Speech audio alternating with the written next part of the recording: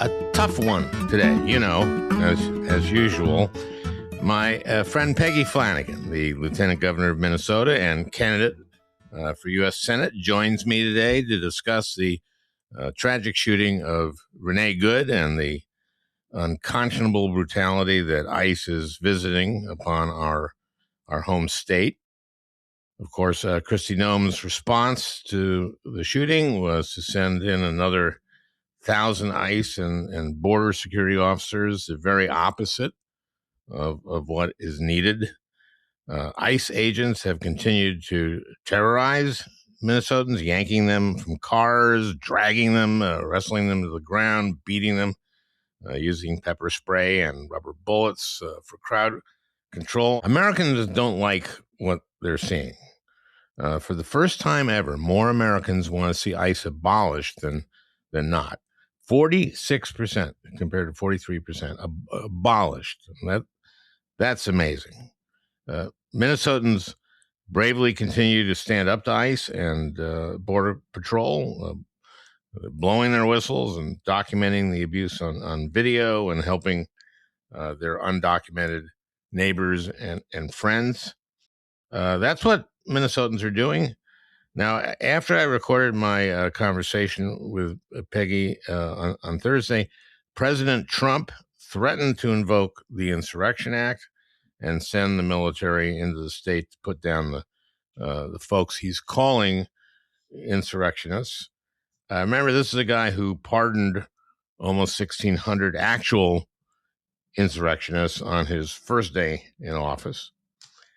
On Friday, Governor Walz called on Trump to turn the temperature down and urged Minnesotans to do the same. Now, before we go to my conversation with Peggy, I wanted to talk about the criminal investigation into federal Chair Jerome Powell, which, according to Donald Trump, did not come from Donald Trump. It came from Jeanine Pirro, the U.S. attorney for the District of Columbia. I wonder if they ever talk. This is supposedly an investigation into whether Powell is personally responsible for the cost overruns in the renovation of the Fed's headquarters. Of course, it's not about that. It's about Trump wanting the Fed to lower interest rates to juice the economy. Well, Jamie Dimon, head of J.P. Morgan, Treasury Secretary Scott Bessent, Republican Senators Lisa Murkowski of Alaska and Tom Tillis of North Carolina, who sits on the banking committee, are seeing this for what it is. And Tillis has said he won't vote to confirm any Fed nominees until this goes away. The Fed keeps two things in mind when it sets interest rates: keeping unemployment down and inflation low. Trump wants lower rates to give a jolt to the economy for the next 3 years, but that would trigger inflation. But don't take my word for it. That would be ridiculous. Take Jerome Powell's. Who's going to win this one? Powell. And you can take my word for it. This is an unforced error. This is the kind of thing that makes Trump look even more reckless than he normally looks, and Republicans and the business community have taken note. This matters. Lisa Murkowski and Tom Tillis didn't object when Trump added his name to the Kennedy Center. They didn't say anything when he took the $400 million Qatari jet. But this is fucking with the economy. And one more thing before we turn to Peggy Flanagan in Minnesota. I just wanted to talk about my friend Bob Weir, who passed last week. Bobby, of course, one of the co-founders of the Grateful Dead. I knew Bobby for 50 years.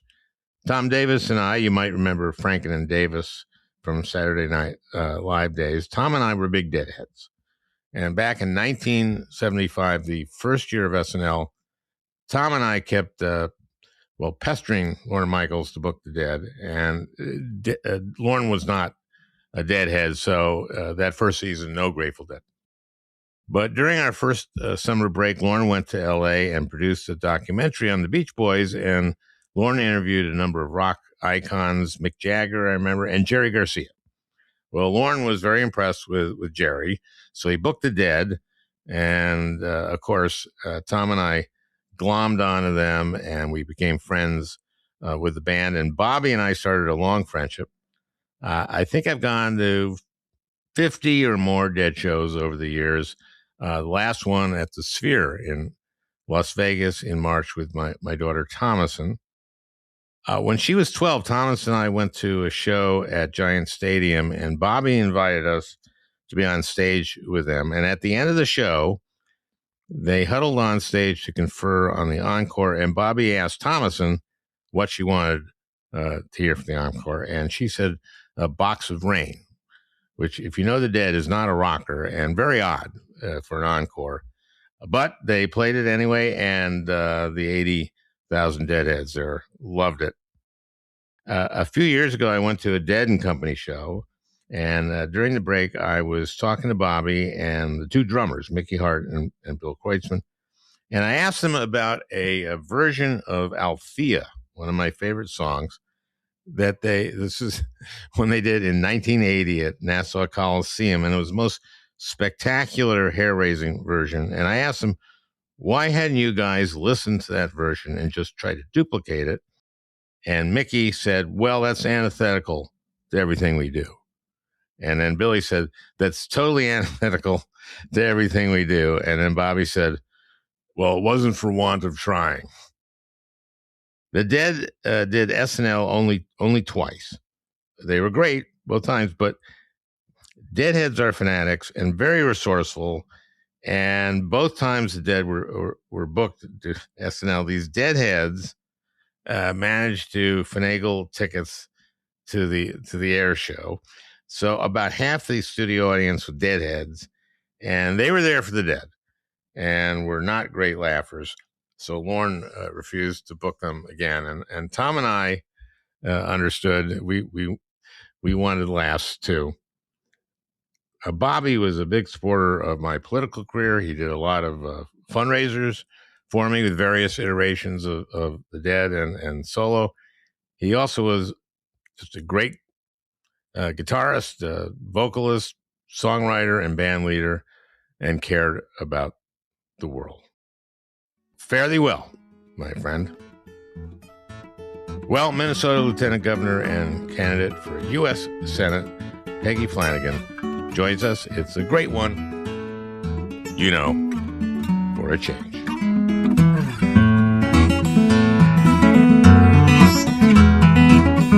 We've known each other for a long time. Yeah, I mean, 2003, 2004? Something like that. I think, did the first thing we do together, you brought me to a Native American conference in the Twin Cities? I think that's right. I think, Indians List was in town, and which is no longer, a functioning organization. But at the time, it was basically like the Emily's List of Indian country. So we brought you out to the Shakopee Mdewakanton Sioux community to talk to a bunch of Native folks from across the country who were running for office. Do you remember the bit that Tom Davis and I did that we played there? I do remember that bit. It was Tom and I had done this a bit on Saturday Night Live where he was. The premise was, what if the Indians had won? And Tom was from the Bureau of White Man Affairs and trying to defend the names of the Major League Lacrosse teams. Like the Cleveland Kikes, and with their mascot, the Screaming Rabbi, and the Milwaukee Dagos and stuff like that. And you brought that. You said they'd like it.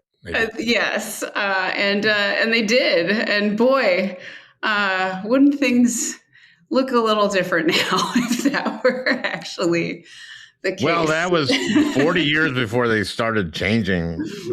I mean, did you see that Trump wants the Commanders? He wants them to change it back to the Redskins. I'm sure he does. Put it on the long list of terrible things that added that to are the list. coming out of this guy. Yeah. Well, last week's killing of Renee Good was just horrifying. Were you shocked by the immediate response from Trump and Kristi Noem and Vance, or not? I mean, it was absolutely horrific, and people are, angry and heartbroken and, in lament. And I have to say that any emotion, right, that people experience right now feels like okay, because this is just so horrific. I'm in shock only in that I still have some expectations for humanity and the dignity with, how our leaders are supposed to function in this country. And the tale that Donald Trump and Kristi Noem are trying to spin about who Renee Good was, calling her domestic terrorist. It's like she was a mom, right, with stuffies in the glove box, right? And the idea, as JD Vance, is standing behind that podium saying that ICE agents have absolute immunity. First of all, that's false. But they don't. They sure don't. They have qualified immunity. Yeah, it's just terrific. Let me play a couple of these clips from them. This is Noem. This is like the first hour after Renee Good was killed. She called her a domestic terrorist. And then, do you have that clip, Peter? She then proceeded to weaponize her vehicle, and she attempted to run a law enforcement officer over. This appears as an attempt to kill or to cause bodily harm to agents.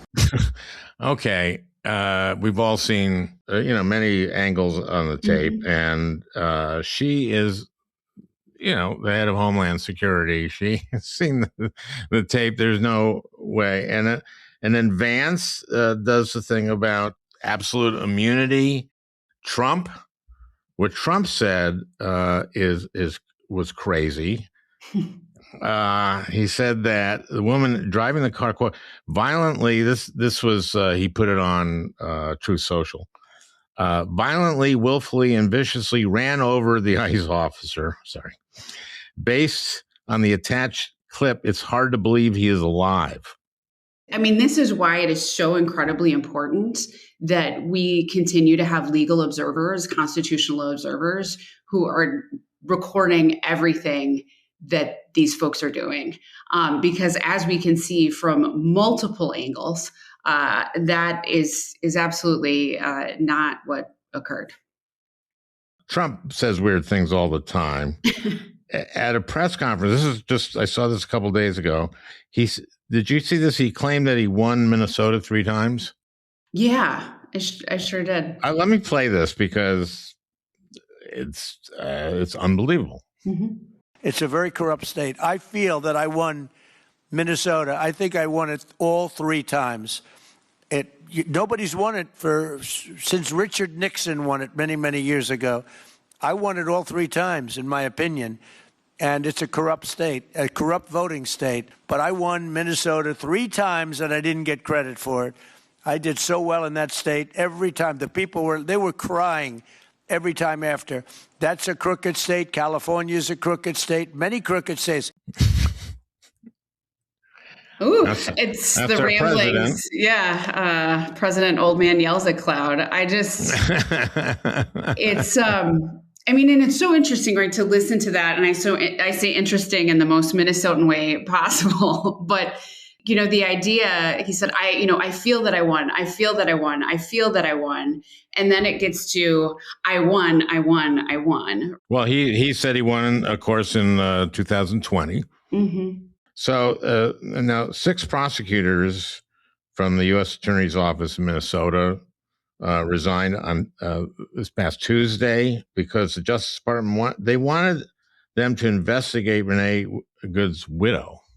It wasn't clear what they wanted to investigate her for, but Trump administration officials accused her of impeding an immigration operation. How sick is that?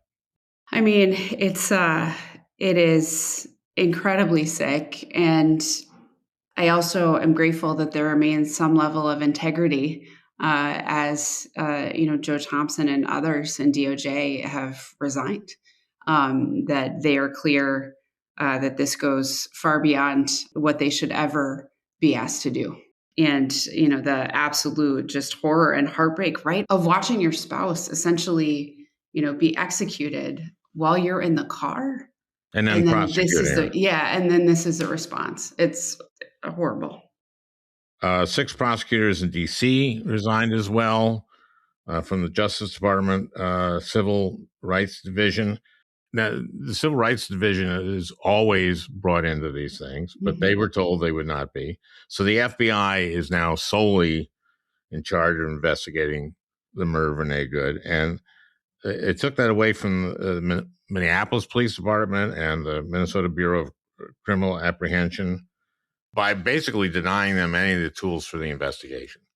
Correct. And, and I think it's important that we remind folks that this is the normal, the normal operations or order of operations is that the Minnesota BCA, right, would be part of this investigation. So cutting them out is deeply troubling. And this is one of the places where if your listeners are interested in how they can push back, they can call their member of Congress and ask them to ensure that the FBI is working in partnership with the BCA. Now, the Attorney General, Keith Ellison, along with Hennepin County Attorney Mary Moriarty, are conducting an investigation of their own. They have a public portal where they have asked individuals to submit evidence, and they are pursuing this investigation. But it absolutely is being hampered by the fact that no evidence is being shared with them from the FBI. So the FBI is doing it, and because they're withholding, I mean, they should be sharing all this. That's standard procedure. That's correct. Absolutely. This suggests that the fix is in from the administration and engaged in a cover-up and will absolve Rossi. You don't want to. I hope that's not the case. I mean, I hope there are professionals at the FBI, but Kash Patel isn't, of course, in charge of this. Do you trust Kash Patel? I don't trust a lot of what this administration does. And I would just say, that this is one of those places where we can see in real time just the deep commitment to injustice or justice through one lens in this moment. And the people, Renee Good's family deserves this, right? Deserves to have a proper investigation, a full and fair and transparent investigation.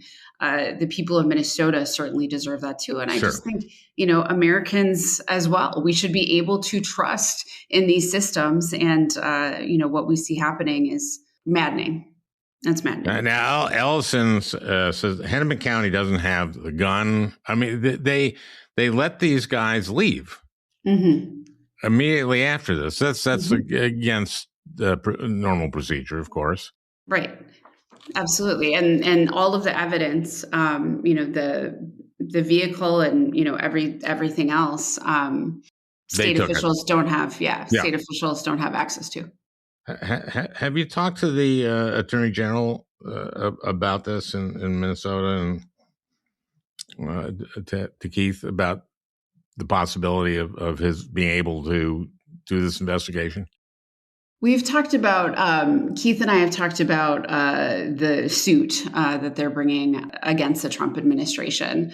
Is to have ICE leave, to have... Yes. Yeah. And, that was joint with St. Paul and the city of Minneapolis. And so, that's one of the tools in our toolbox to push back on, what is happening in our streets right now. So we've talked about that. And frankly, I'm so grateful for Keith because he continues to be... Keith Ellison, of course, the AG. Yeah. Yeah, continues to be one of the most important leaders we have right now, who's pushing back on just the absolute cruelty that is coming out of the Trump administration right now. So we've talked about the lawsuit. And now the reaction to this throughout the country has been, there were thousands of demonstrations last weekend big cities, small cities. Fairbanks, Alaska, they had a big crowd that braved 20 below. How cold is it in Minnesota today? Today, I think it's like 13. Oh, that's Yeah, not so bad. it's not too bad. I mean, it's, we're rocking a wind chill. It's actually 16, feels like 4. Okay. That's about right. We're going to take a quick break. We'll be right back with Minnesota Lieutenant Governor Peggy Flanagan. Now that the holidays are over, you might be feeling like you've got a big spending hangover. The drinks, the holiday food, the gifts, it all adds up. Luckily, Mint Mobile is here to help you cut back on overspending on wireless this January with 50% off unlimited premium wireless. Mint Mobile's end-of-year sale is still going on, but only until the end of the month. Cut out big wireless's bloated plans and unnecessary monthly charges with 50% off 3, 6, or 12 months of unlimited. All plans come with high-speed data and unlimited talk and text, delivered on the nation's largest 5G network. You can use your own phone with any Mint Mobile plan and bring your phone number along with all your existing contacts. This January, quit overspending on wireless with 50% off unlimited premium wireless. Plans start at $15 a month at mintmobile.com/Franken. That's mintmobile.com/Franken. Limited time offer, upfront payment of $45 for 3 months, $90 for 6 months, or $180 for a 12-month plan required. That's the equivalent of $15 a month. Taxes and fees are extra. Initial plan term only. Speeds may slow above 50 gigabytes when the network is busy. Capable device required. Availability, speed, and coverage varies. See mintmobile.com for details. And we are back with Minnesota Lieutenant Governor Peggy Flanagan. Now, the suit is to get ICE out, but Noem has doubled down or put up another 1,000. Is that there are like 3,000 ICE and Border Patrol agents now in Minnesota? Is that right? Yeah, they're everywhere. And I think it's important that folks know that they're not just in the Twin Cities metro. This past weekend, I was on the road and we saw them as we were driving up I-94 to go up north. They had pulled someone over. We were doing an event in Alexandria, and all of a sudden there was a buzz. People's phones started going off because, as you can imagine, as we're doing an event, there's a room full of folks who've been trained as legal observers. And so people had to respond at a local restaurant and a construction site. The same thing happened when we were in Detroit Lakes, that ICE agents were at a local community center and a business kitty corner from where we were. And then I went to St. Cloud, and just hours before we got to St. Cloud, there was essentially a standoff with the Somali community. Right, at a shopping... at a shopping center. Yep. So... a Somali-owned shopping center, right? Yep, that's right. And there was a confrontation that finally ended.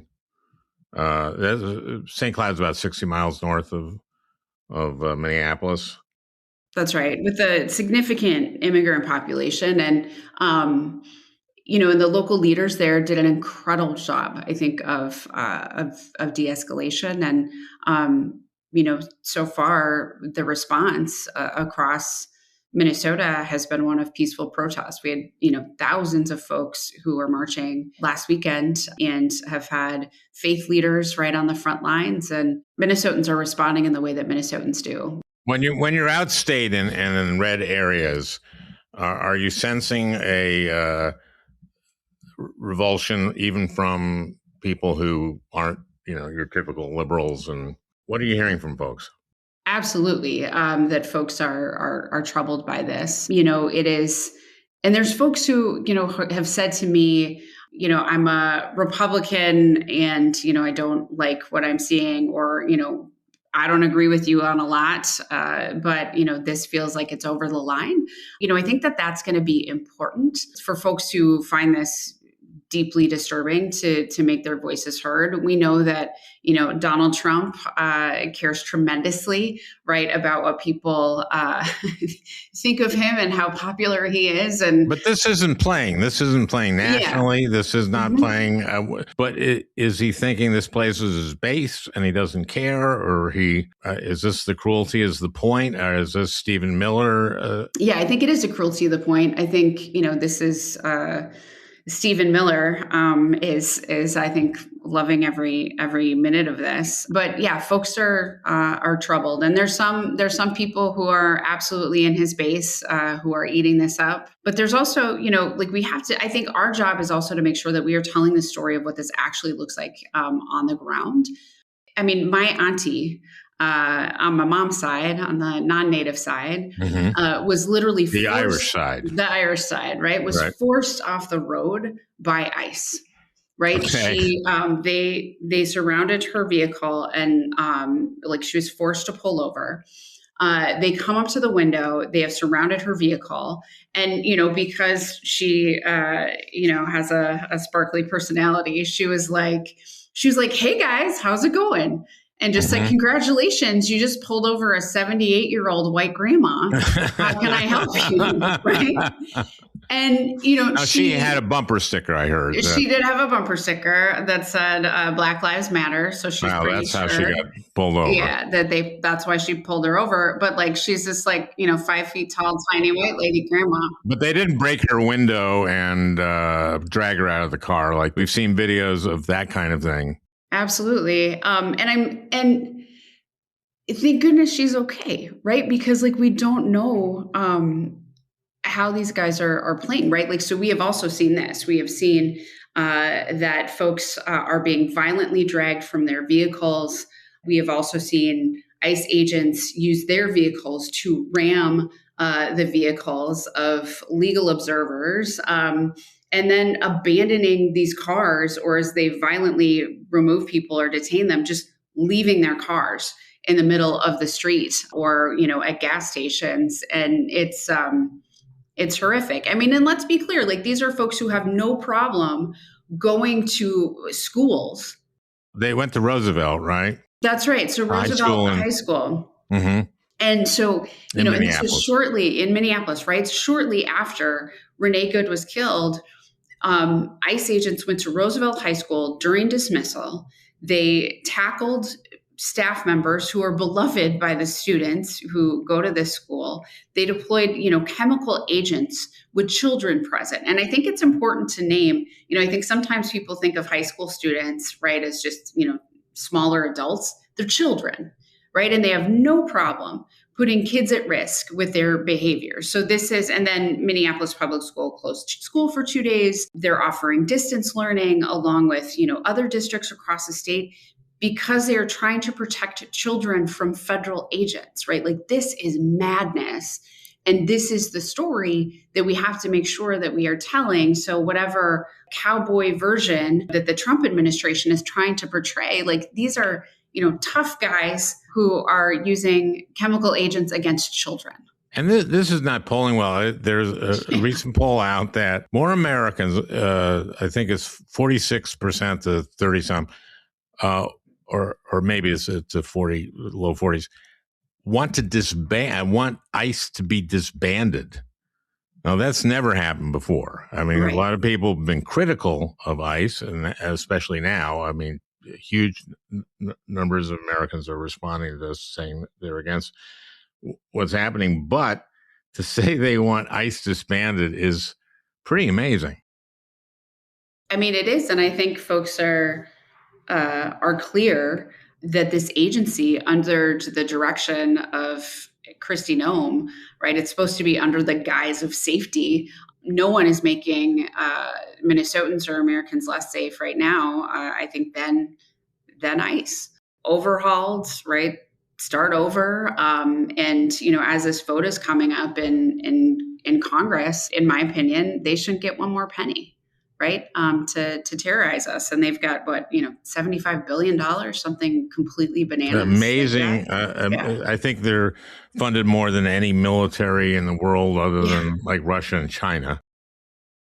Yeah. I mean, and it's these individuals, masked agents with, not a whole lot of training, who are just like released into, our streets to wreak havoc with their $50,000 bonuses. And it's outrageous. Trump's Department of Homeland Security put out a video montage of aggressive arrests in Minnesota of unarmed non-white men, many of them thrown to the ground and cuffed, set to the 1977 hit Cold as Ice. Someday you'll pay the price is the lyric. This is sick.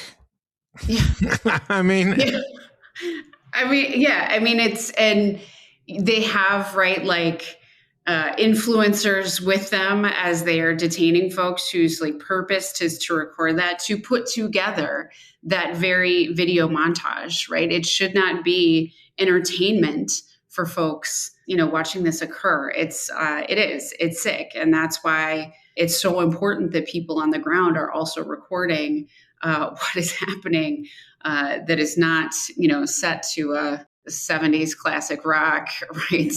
Like soundtrack. And like, this is the language that they understand, right? And that's what this is, sort of all about, right? Is getting those clicks and showing these videos. But we have to make sure we're showing, what's happening to real folks. And I know that you've probably heard this, that they're also targeting and detaining Native Americans as well. That's been a real issue. Now, do they know that Native Americans aren't immigrants? I mean, I'm not sure. I'm not sure they do. Yeah. We've been here. And so, but there was a Red Lake descendant, and there's video of this young man who is, hit by ice and then violently dragged from the vehicle and was detained for hours until his mom had to bring documentation down to have him be released. And so tribal leaders are now responding with making sure that folks can get a copy of their, a tribal ID for free so that they can keep that on their person. It's horrific. So we know that this is going way beyond, right?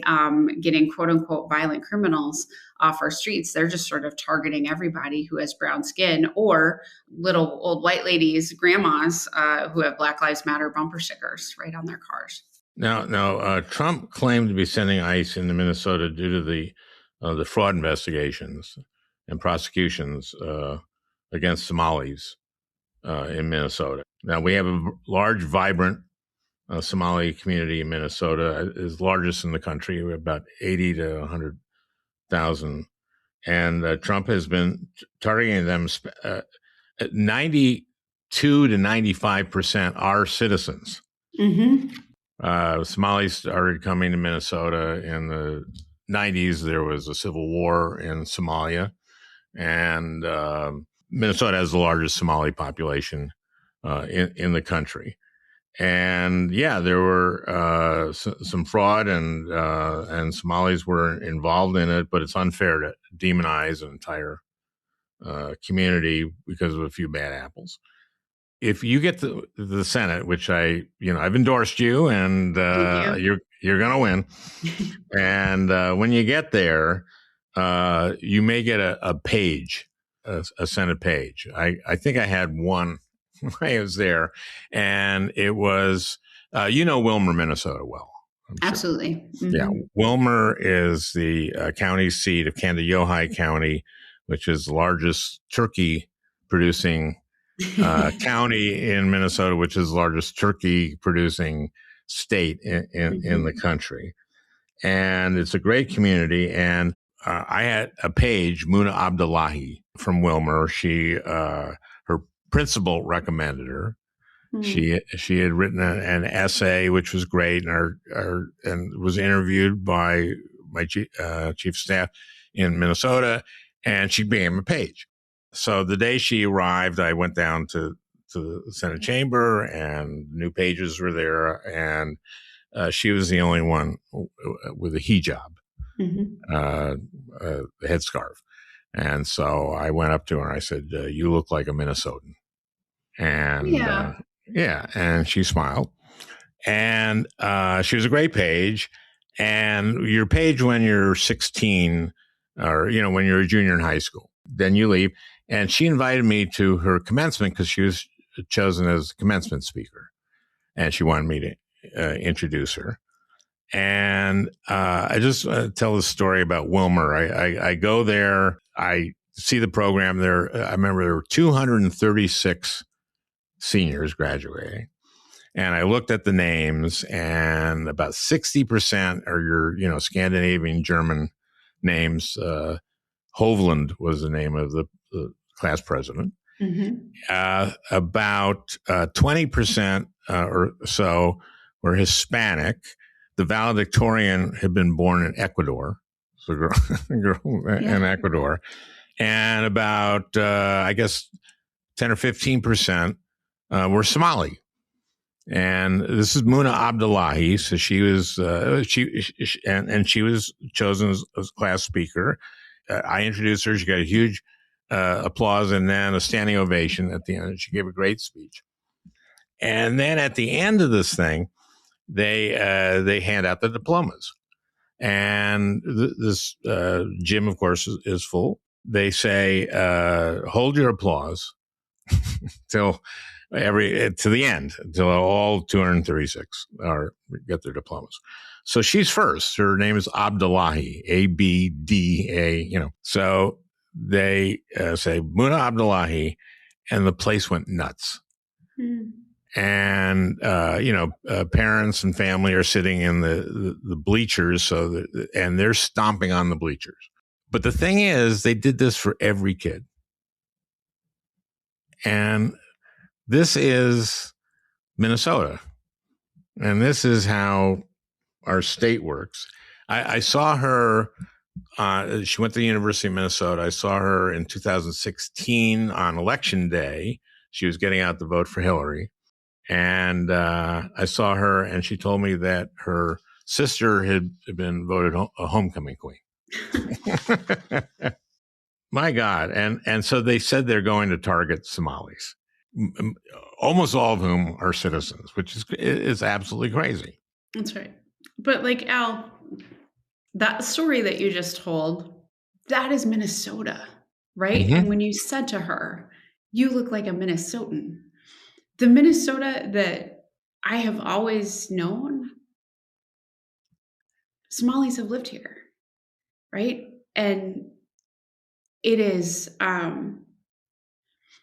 I see you tearing up a little bit on that. Yeah. So I'm a crier. That's right. And especially over the last week. But like, that is the thing about all of this, is that it is the beauty of this place that we live.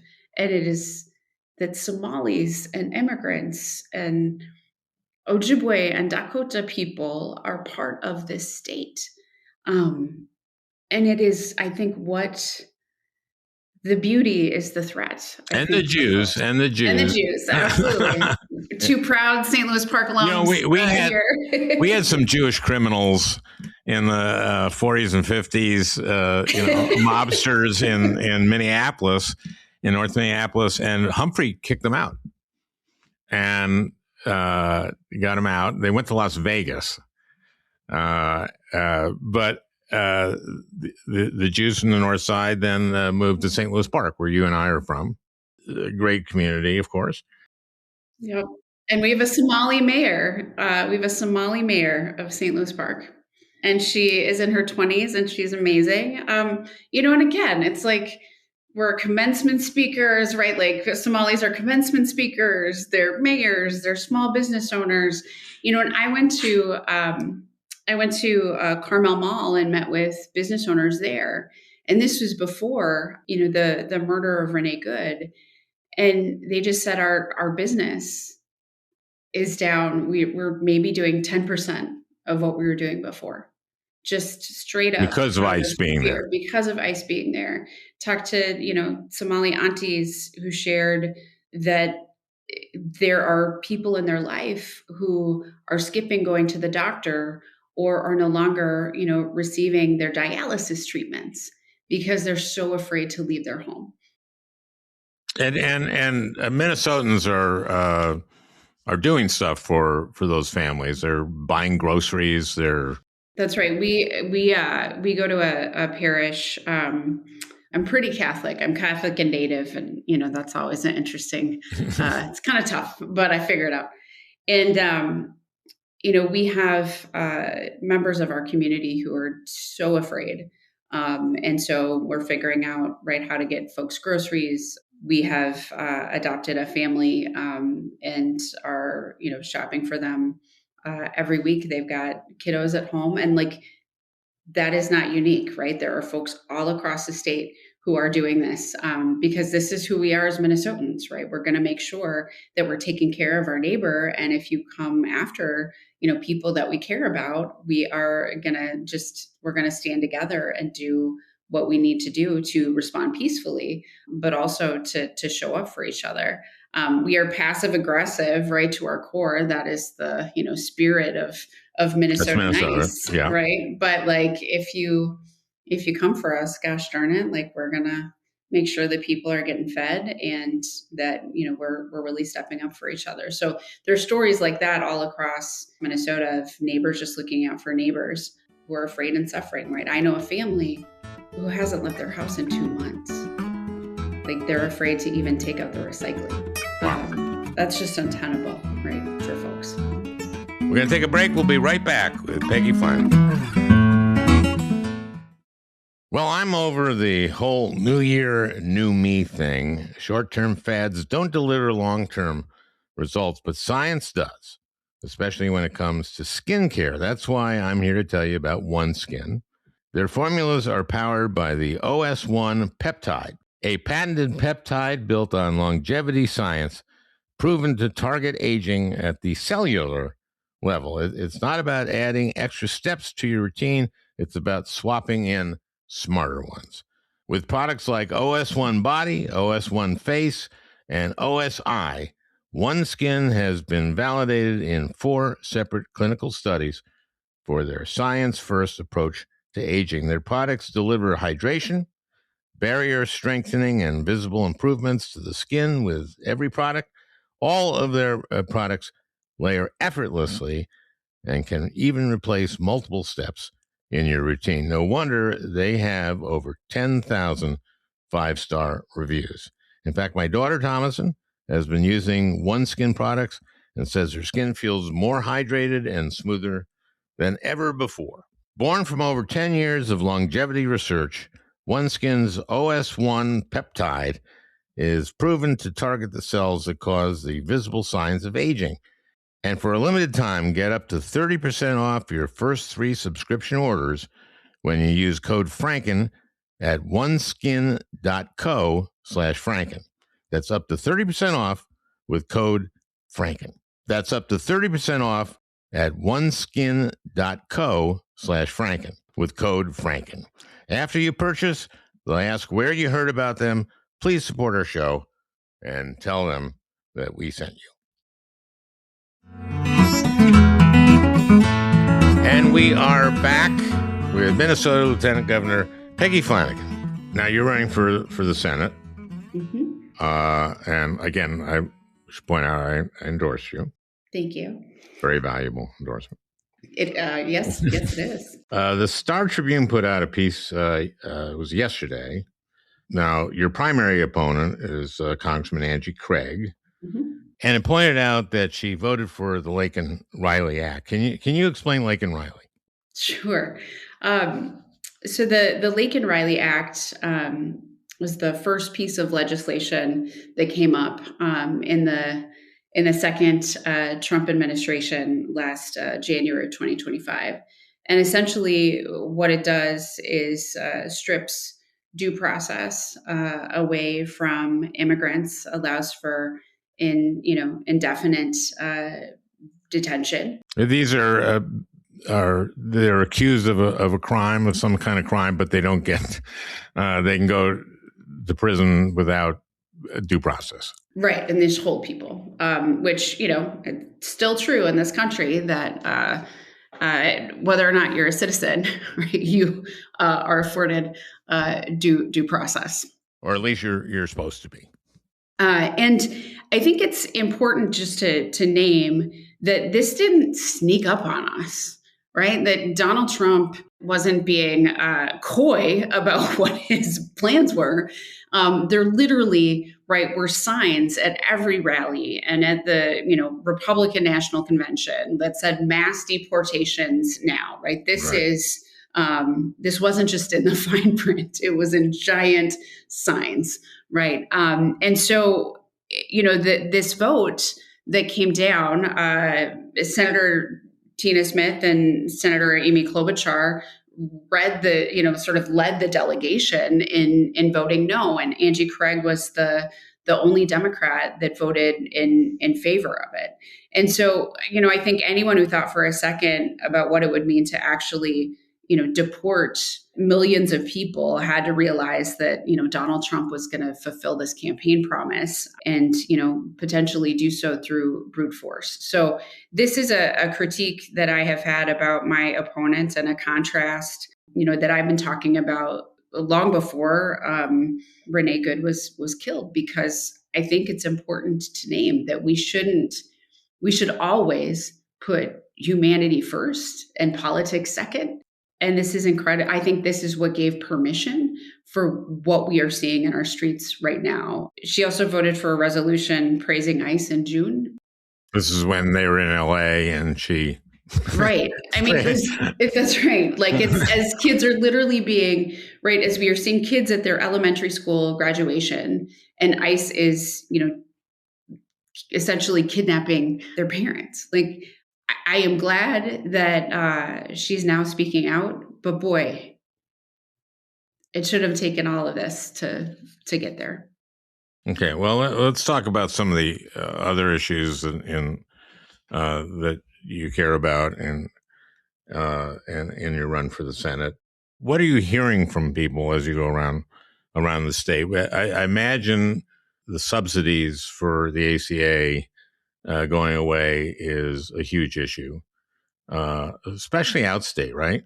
Yeah, absolutely. And so healthcare continues to be the number one thing that I hear from Minnesotans. And we've done over 100 events. We're doing 44 stops on this Loud, Clear Voice tour across Minnesota. And I think I've probably spent more time in the congressional districts of Republicans in Minnesota than they have. But, what we're hearing from folks who are in the community of Canby and a small town, southwestern Minnesota, this woman raised her hand and she said, I'm a librarian. And she's like, they keep me just under the hours I need to qualify for healthcare through my employer, married to a farmer. So, we purchase our insurance on the open market. And she said, our deductible is $15,000 a year. That means she has to pay out of pocket $15,000 for the insurance covers. That's right. Any care. That's right. And she said, I just paid $600 for a 5-minute medication check. And she said, this medication has completely changed my life. And so it was worth, that to our family, but they're in an impossible, position. I talked to a psychiatric nurse practitioner just this past weekend that they found out at the end of last year that they were no longer going to be able to have the same insurance that they did previously. She's now looking, they're buying their insurance, and their deductible will range anywhere between $10,000 a year to $16,000 a year. And she's someone who is in, right, the medical field, delivering care, to people every day. So this, I think, is a thing. I am a supporter of Medicare for all. And I got there because I've been hearing directly from Minnesotans about the high cost of care. Now, Medicare for all is Medicare for all. It's the British system, essentially, right? Mm-hmm. Okay, and every industrialized country except us has universal health care, and they do it different ways, right? Right. And, but the bottom line is that folks, we are the only industrialized nation that does not offer this to our citizens. And boy, does it show. And when I hear folks who say like, oh, I've had folks say like, gosh, what's the response in greater Minnesota when you talk about, Medicare for all? And I'm like, applause, right? But would you be in favor of something where you could have Medicare for all who want it? I mean, Buttigieg ran in 2020 on that. And by the way, getting to Medicare for all is going to be very hard politically. Yes, I don't know if you know that. Yeah. I mean, not every, certainly not everyone is on board. But what I know is that the numbers of people who believe that we should have an option or should universal health care in this country is growing, and folks are absolutely for it. And so the thing that I worry about is that sometimes I think Democrats are like, oh gosh, what's the fight that we think we can win, right? Or fighting from a defensive crouch instead of being bold and audacious and defiant when pushing back against the status quo. And I think that's what's needed in this moment.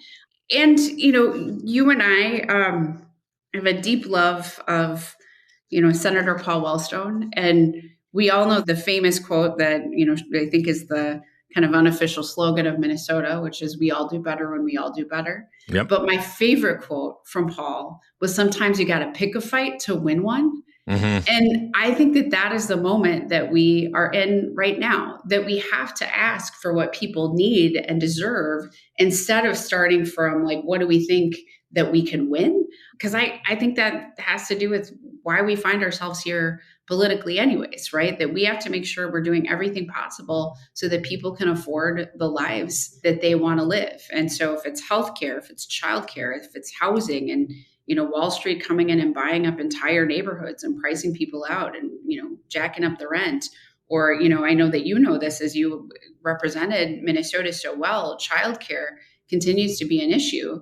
And we've got folks who are driving in one direction, right, 60 minutes and 45 minutes in the other direction because that's where they can bring their child for the day and are spending an awful lot of time in their car instead of having partners at the federal level who are working with us to make sure that families can get that care, which isn't just good for the family themselves, right? Of course, to have a safe place to bring your child, but also for the economy overall and for employers. So I think people are ready for this. It's what I'm hearing from Minnesotans. And we have to make sure that we're sticking up for the folks who are getting hosed by this administration, as Donald Trump and his billionaire besties are doing quite well right now.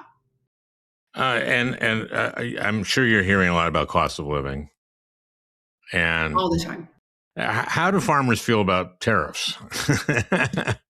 Well, they don't like them. And I will tell you this, like, I've been just stunned at the size of the middle finger that the Trump administration, right, is giving to farmers. There was a bumper crop this year of soybeans. Mm-hmm. And, one of the things that, we look to is the directions, right, of the trains that are coming in and out of Minnesota, right? Are they going north, south, or east, west? If they're going north, south, that means that a lot of these farmers are having to bin their beans or use them, right, for feed. They go east, west. That means they're getting to China, who, purchases Minnesota soybeans. And unfortunately, right, because of these tariffs, we haven't seen, right, the soybeans going to China. And I will tell you what I'm hearing from farmers, and they say, like, we would rather be able to simply sell our product than get this bailout for the Trump administration. And I was talking to a guy this past 2 weeks ago who said, he was like, it's like, Donald Trump with, this bailout is essentially throwing a glass of water at a dying man in the desert. And I was like, right. But like, also that Donald Trump was the person who put that dying man in the desert in the first place. I mean, first of all, is the timing of it is for some people, this money may come too late. And did it make them whole? Right. No, right. Like folks want to just sell their product. And we also see this money going to Argentina, right? And to cattle farmers there. Beef cattle is doing quite well, and so it just feels like farmers are completely getting hosed. And so like those are the things that I'm also hearing from farmers is that healthcare is the number one cost for them. So things like Medicare for all are things that farmers are interested in. And I had these 4 Republican farmers come to an event, and they were all sitting in the back with their arms crossed, right? Like sort of, grumpy scowls on their face. And I was like, all right, I got to figure out what's going on with these guys. And, one of them raises his hand and he said, we voted, referencing the 3 other guys who were sitting with him. He's like, we voted for Trump in 16 and 20, and we didn't vote for that lady the last time around. And I was like, okay. And he said, but we're here because you're a tough cookie. And for your listeners, being called a tough cookie by a Minnesota farmer is a compliment. It's a big deal, right? Yeah. And he said, we're really concerned about the fact that SNAP is essentially, being taken out of the ag bill. This has always been a place where he's like, we've been able to count on Republicans and Democrats working together. There were cuts in SNAP in the big, beautiful bill, right? That's right. And he said, and the dirty little secret that people aren't going to tell you is that there's a lot of farmers who utilize SNAP themselves. Mm-hmm. And so he's like, I don't agree with you on everything, but I'm here. And that to me, and he also said that there's, some of these farmers who voted for Trump who, were very vocal in their support are now just more quiet. And so that I think is giving me some hope. But here's the deal. Whether or not you voted for Trump and you are concerned by what you are seeing now or how your community is being impacted or the people that you love and care about, like, come on in. Because it's literally, right, like all of us versus extremist billionaires. I am betting on us, right? But I think it's incredibly important. I don't know if the billionaires are extremists. I think they're just selfish. I mean, they're just... That feels extreme to me, right? Yeah. But they're doing great. And we need to point that out at every moment, right? Like the Trump administration and Republicans in Congress are all like, you got to fight over this one piece of pie when if we come together, we can get the whole damn pie. Well, good luck. Thank you. I hope between now and when we air this, this is Thursday, and we air this on Sunday midnight. I hope things have calmed down in Minnesota. Me too. But that would, but I don't think they're going to. I think the administration is intent on stirring shit up. I think that's right. And I would just continue to say that people lift up the firsthand accounts that are coming from Minnesotans, amplifying the videos and documentation of the outrageous behavior that we're seeing in our streets. And if you can, to attend a training to become a legal observer, because that is one of the most powerful tools in our toolbox right now is telling the truth, and to invest in some of these organizations on the ground who are doing incredibly important work. We have to use this tool of nonviolent resistance, of peaceful protests, of using our platforms. I oftentimes think about one of my aunties who said, Peggy, Donald Trump is not in the top 10 worst presidents that Native Americans have ever seen. I was like, that makes me feel better and worse simultaneously, right? But it's important to remember that. I think, for me, I'm not even supposed to be here, right? And there are people who loved me into existence, and so many of us, and that resiliency of people who come before us is in our bones. We got to tap into that. We've got to take care of ourselves. And then we got to bundle up and go outside and document what's happening, but also bring food to our neighbors and protest and just continue to make sure that people know Minnesotans are unique. We are strong. And when you come for people we love, we're going to stand up for each other. Well, thanks, Peggy, and good luck to you. I know you're gonna win. I know you're gonna win and be a great senator. Thank you. That means so much coming from you. Well, I hope you enjoyed listening. That beautiful music is by Leo Kottke, the great Leo Kottke. I want to thank Peter Ogburn for producing this podcast. We'll talk again next week.